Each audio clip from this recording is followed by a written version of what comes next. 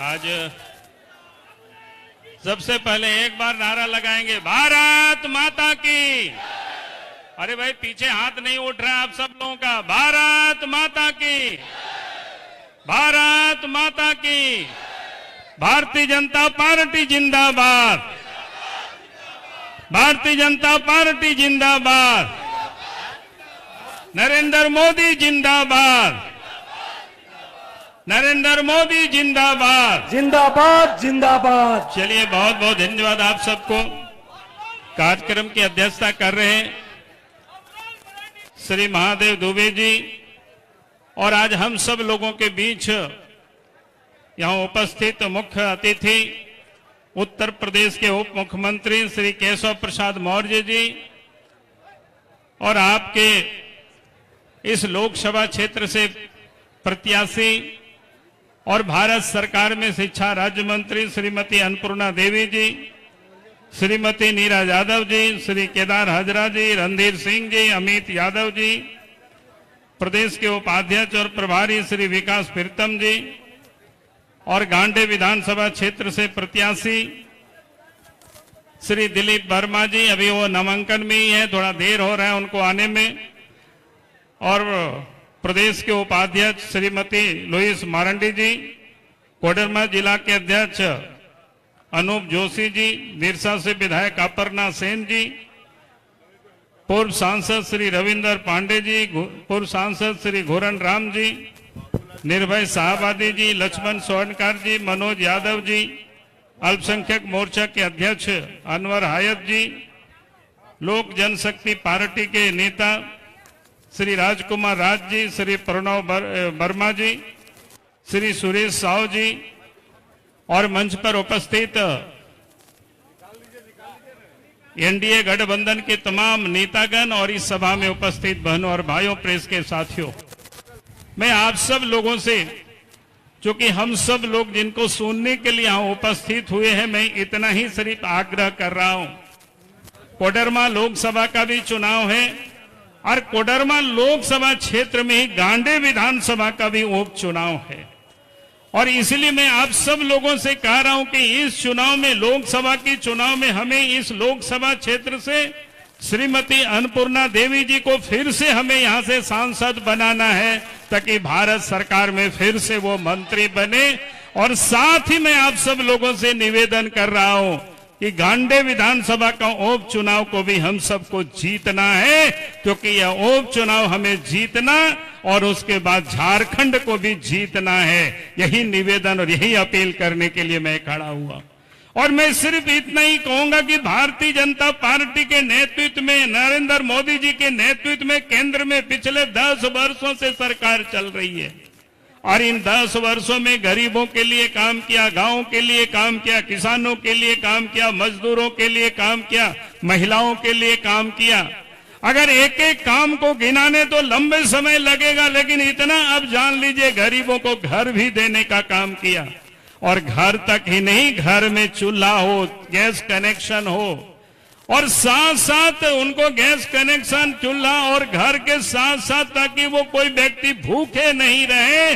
और इसलिए देश के प्रधानमंत्री इस देश के गरीब जनता को प्रत्येक महीना प्रत्येक व्यक्ति 5 किलो अनाज भी दे रहे हैं, ताकि हर गरीब कोई भूखे नहीं सोए, इसकी भी वो चिंता करते हैं। गरीब जब बीमार हो जाए तो बीमार होने पर अच्छे अस्पतालों में वो गरीब भी इलाज करा सके, और इसके लिए आयुष्मान योजना के तहत देश के प्रधानमंत्री नरेंद्र मोदी जी ने जो 5 लाख रुपया तक की जो बीमा कराई है, ताकि हर गरीब अच्छे से अच्छे अस्पतालों में 5 लाख रुपया तक की इलाज के लिए इलाज करा सके।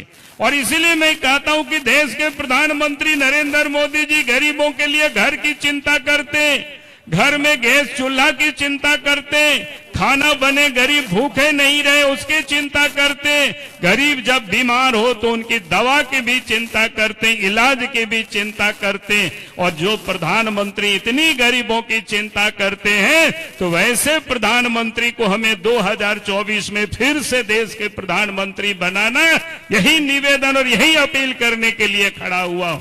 और इस झारखंड प्रदेश में जिन लोगों की सरकार चल रही है, झारखंड मुक्ति मोर्चा है, कांग्रेस पार्टी है, राष्ट्रीय जनता दल है। मैं कहता हूं कि ये लोग झारखंड के विरोधी है, ये सारे के सारे लोग विकास के भी विरोधी है। अब याद करिए, इस देश में कांग्रेस पार्टी ने तो 50, 55, 60 साल तक राज किया, लेकिन झारखंड राज नहीं बनाया। झारखंडियों की भावनाओं का कभी उन्होंने सम्मान नहीं दिया। भारतीय जनता पार्टी की सरकार केंद्र में बनी, अटल बिहारी वाजपेयी जी प्रधानमंत्री बने 98 और 99 में 15 नवंबर 2000 को झारखंड राज बना। और इसीलिए मैं कहता हूं कि ये जो दल है, एनडीए अलायंस के नेता लोग हैं, ये झारखंड के विरोधी है, झारखंड वासियों के विरोधी है, विकास के भी ये लोग विरोधी है। अब याद करिए, पहले हम लोग गांवों में कैसे रहते थे।